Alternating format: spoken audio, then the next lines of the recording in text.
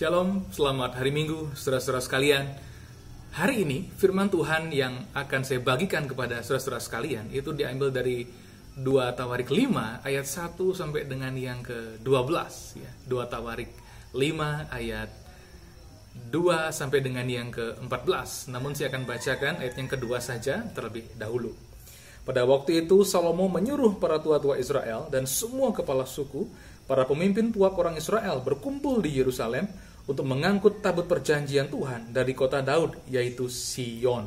Amin. Saudara-saudara sekalian, tema khotbah kita pada hari Minggu ini adalah Tuhan bersemayam di dalam bait-Nya yang kudus. Ya, Tuhan bersemayam di dalam bait-Nya yang kudus. Nah, saudara sekalian, Tuhan itu maha hadir. Ya, secara umum Dia ada di mana-mana.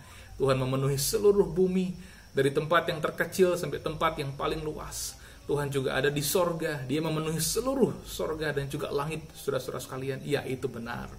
Namun ketahuilah, dalam relasi kita dengan Tuhan secara pribadi, Tuhan rupanya berkenan hadir secara istimewa di dalam bait-Nya yang kudus, saudara-saudara sekalian. Apa sih artinya bait? Bait itu sebenarnya adalah bahasa Ibrani, ya, yang dapat diterjemahkan menjadi rumah.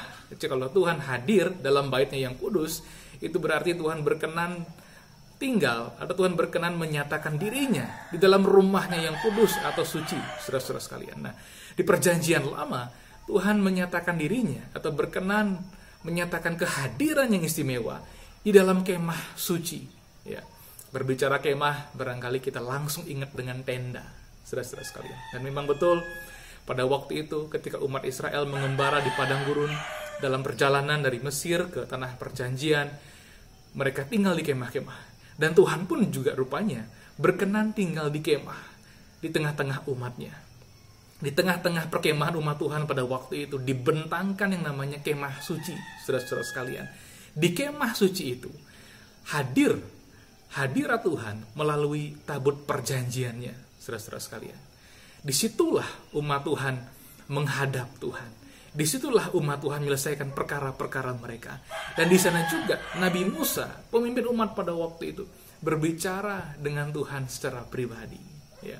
Karena kehadiran Tuhan tidak hanya secara umum, tapi karena Tuhan hadir secara istimewa, di situ Musa, hambanya yang setia, saudara-saudara sekalian, berbicara dengan Tuhan, muka dengan muka, seperti seseorang berbicara dengan sahabatnya. Ya, begitu jelas. Mereka berbicara timbal balik, saudara-saudara sekalian, dan Musa mendapatkan instruksi dari Tuhan tentang bagaimana memimpin umat Tuhan pada waktu itu untuk sampai di tujuan mereka, yakni di tanah perjanjian. Tuhan hadir di kemah suci. Ketika umatnya tinggal di kemah, Tuhan pun juga tinggal di kemah menyertai umatnya secara khusus, sehingga mereka tidak pernah sendiri. Tuhan menjadi perisai mereka, perlindungan mereka, dan pemimpin mereka, saudara-saudara sekalian. Namun ketika umat Israel sampai di tanah perjanjian, ya, kemah suci pun juga ada di sana. Namun seorang raja besar di Israel yang bernama Raja Daud rindu membangun rumah Tuhan yang megah dan indah. Karena sebagaimana umat Tuhan sudah mengecap kemakmuran, sudah mengecap segala kelimpahan, segala berkat Tuhan, Daud sebagai seorang raja rindu sekali supaya Tuhan pun juga, ya, dibangunkan sebuah rumah yang istimewa, bait yang suci, sehingga seluruh umat Tuhan dapat menikmati hadirat Tuhan yang istimewa itu, saudara-saudara sekalian. Daud dalam hidupnya mengiring Tuhan, ya, merasakan betapa indahnya menyembah Tuhan itu, menikmati hadiratnya, menaikkan puji-pujian, dan mengecap berkat Tuhan yang begitu berlimpah. Berkat yang diterima secara pribadi, dia rindu supaya seluruh umat Israel juga menikmati berkat yang sama, saudara-saudara sekalian. Sehingga dia punya rencana besar. Tuhan harus dibangunkan bait suci yang istimewa.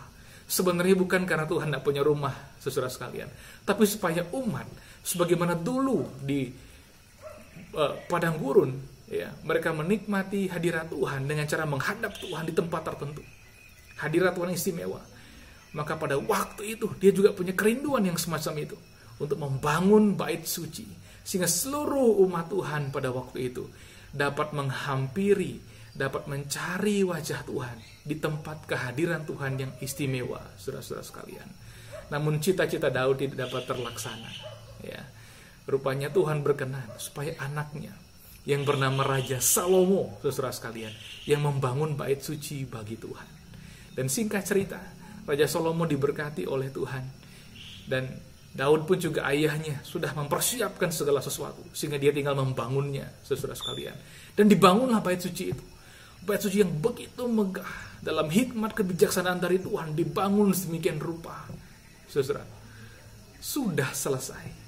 Namun satu yang masih kurang. Kehadiran Tuhan istimewa harus juga hadir di bait suci yang indah dan megah itu. Sebagaimana kemah suci dengan hadirat Tuhan yang begitu semarak hadir di padang gurun, demikianlah hadirat Tuhan dirindukan juga hadir di bait suci yang dibangun di Yerusalem pada waktu itu. Karena membangun sebuah tempat ibadah yang megah tanpa hadirat Tuhan ada di dalamnya, itu sama seperti membangun rumah yang mewah, tetapi tidak ada yang menempatinya, saudara sekalian. Nah, Tuhan berkenan hadir secara istimewa di baitnya yang kudus itu, melalui tabut perjanjian. Namun tabut perjanjian pada waktu itu, rupanya belum diletakkan di bait suci yang baru ini, saudara sekalian. Masih ada di kota Daud, ya, di tempat tinggal Daud pada waktu itu. Dan oleh karena itu, Raja Salomo mempersiapkan rencana yang besar untuk memindahkan tabut perjanjian dari kota Daud ke bait suci di Yerusalem. Tentu saja hal itu tidak dapat dilakukan sekedar memindahkan saja. Karena di dalam bait suci ada sesuatu yang juga suci, ada hukum Tuhan di sana. Dan di atasnya juga ada tabut, ada tutup pendamaian yang mendamaikan umat Tuhan dengan Tuhan melalui persembahan-persembahan tertentu, saudara-saudara sekalian. Tidak bisa dipindahkan begitu saja.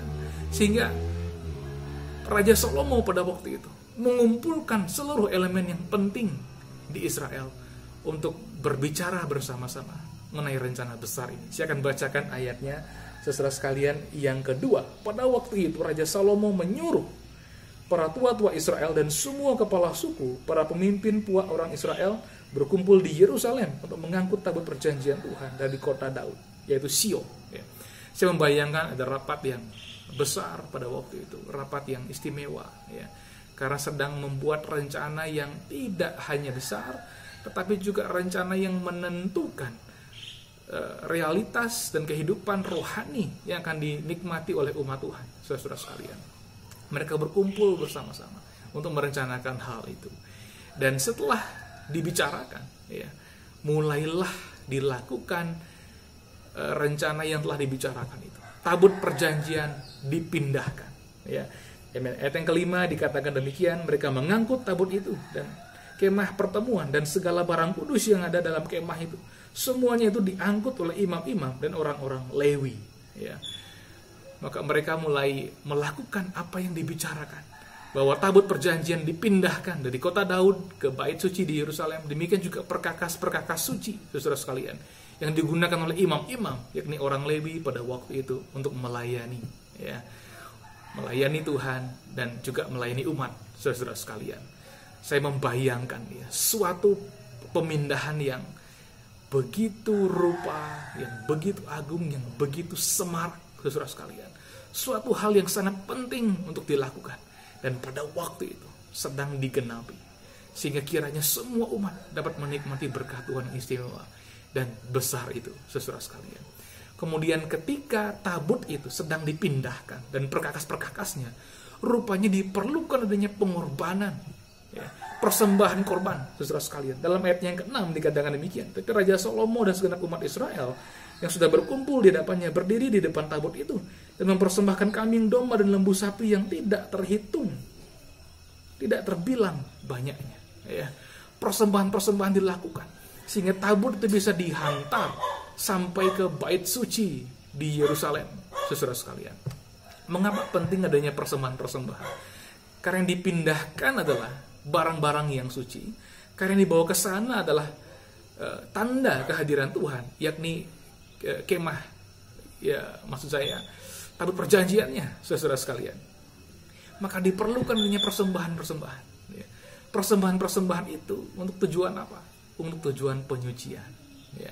Segala sesuatu harus disucikan sehingga layak untuk dijadikan tempat kehadiran Tuhan, sehingga Tuhan layak untuk hadir di sana, saudara sekalian. Singkat cerita, perjanjian hadir di sana, dan umat dengan sukacita menyambut, saudara sekalian, dengan sangat gembira sukacita. Mereka melihat bagaimana tabut dipindahkan dari kota Daud ke Yerusalem. Ya. Dan ketika semuanya telah dilakukan, umat Tuhan memuji-muji Tuhan. Para imam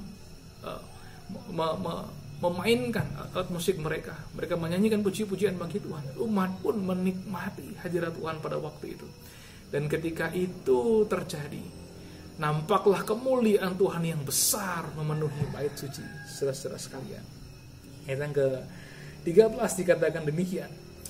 Lalu para peniup nafiri dan para penyanyi itu serentak memperdengarkan paduan suaranya untuk menyanyikan puji-pujian dan syukur kepada Tuhan. Mereka menyaringkan suara dengan nafiri, ceracap, dan alat-alat musik sambil memuji Tuhan dengan ucapan, sebab Ia baik, bahwasanya untuk selama-lamanya kasih setianya.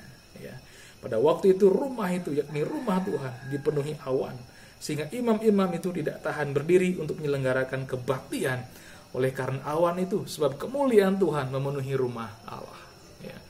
Ketika tabut perjanjian dipindahkan ke bait suci, hadirat Tuhan memenuhi saudara-saudara sekalian. Dan saking hebatnya kemuliaan Tuhan, para imam yang tadinya bersukacita menyanyi bagi Tuhan, memuji Dia atas segala kebaikan, kasih setianya, rahmatnya yang kekal itu, kini tidak bisa berbuat apa-apa karena hadirat Tuhan memenuhi mereka. Dan mereka takjub dalam hadirat Tuhan yang menaungi bait suci dan seluruh umat yang hadir pada waktu itu. Nah, saudara-saudara sekalian, hari ini ya, Tuhan pun juga menyatakan tempat kehadiran yang istimewa. Memang bukan di bait suci di Yerusalem secara istimewa, tapi bait suci yang baru. Bait suci yang baru yang Tuhan berkenan diam di dalamnya adalah setiap diri orang percaya. Sebagaimana Tuhan dulu hadir di bait suci di Yerusalem, demikian juga Tuhan hadir dalam setiap diri orang-orang percaya, saudara-saudara sekalian. Bagaimana ceritanya Tuhan hadir dalam diri kita, manusia? Bukankah kita manusia penuh dengan kelemahan? Betul. Itu sebabnya Yesus Kristus hadir. Yesus Kristus sebagai penyataan pewahyuan kehadiran Tuhan yang Maha Kuasa itu harus datang sebagai manusia. Dia datang, Dia mengambil posisi kita untuk membuat kita kudus, saudara sekalian, untuk membuat kita menjadi miliknya, untuk membuat kita menjadi suci. Itu sebabnya Tuhan Yesus hadir untuk melakukan segenap perintah hukum dalam kepercayaan umat Israel pada waktu itu.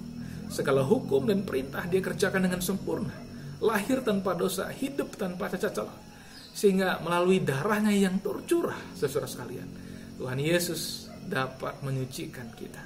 Dengan hidupnya yang sempurna, Dia menyempurnakan kita, mengaruniakan kita kesempurnaan. Dengan darahnya yang tercurah, Dia mengampuni, melayakkan kita menjadi tempat kediaman Tuhan, saudara sekalian. Sehingga ketika Tuhan Yesus mempersembahkan dirinya sebagai korban penebus salah, pada waktu itulah, saudara sekalian, kita disucikan. Setiap orang yang percaya kepada Tuhan Yesus, ketika dia percaya, pada waktu itu, saudara sekalian, dia disucikan sedemikian rupa, menjadi milik Tuhan, dan dilayakkan menjadi tempat kediaman Tuhan. Apakah saudara orang percaya kepada Tuhan Yesus Kristus? Ketahuilah, Roh Tuhan berkenan bersemayam di dalam diri kita. Sejak kita percaya sampai selama-lamanya. Sebagaimana bait suci di Yerusalem dipenuhi dengan hadirat Tuhan yang begitu mulia, demikian juga hadirat Tuhan memenuhi kita, saudara sekalian. Barangkali mata jasmani kita tidak melihat, tapi di dalam roh, secara roh atau di alam rohani, saudara sekalian, ada cahaya yang memancar dalam setiap diri orang percaya yang mengikut Tuhan Yesus Kristus. Dalam dirinya terpancar cahaya ilahi. Kenapa cahaya? Karena Tuhan itu terang yang mengalahkan kegelapan, saudara sekalian. Tuhan hadir dalam diri kita. Kalau Tuhan hadir dalam diri kita, nyatakanlah kehadirannya. Hiduplah dalam pimpinan Tuhan, saudara sekalian. Jadilah alatnya, jadilah saksi Tuhan dimanapun kita berada. Oleh karena kita baitnya, mari kita muliakan Tuhan melalui kehadiran kehidupan kita di tengah-tengah dunia ini. Ketahuilah, saudara sekalian, kemanapun kita pergi, kita ikut membawa Tuhan pergi bersama-sama dengan kita. Itu sebabnya, kemana kita mencari Tuhan di tengah-tengah dunia ini? Di manakah Tuhan hadir secara istimewa? Tuhan hadir di tengah-tengah kita, di dalam diri kita, dan juga dalam persekutuan kita orang-orang percaya. Itu sebabnya di mana saja kita bisa berdoa, kapan saja kita bisa berdoa, dalam hari apapun, dalam waktu apapun, kita bisa menikmati kehadiran Tuhan secara istimewa. Apa sebabnya? Karena Tuhan berkenan hadir di tengah-tengah kita, bersama-sama dengan kita umatnya, di dalam diri kita, dan dalam persekutuan kita, saudara-saudara sekalian.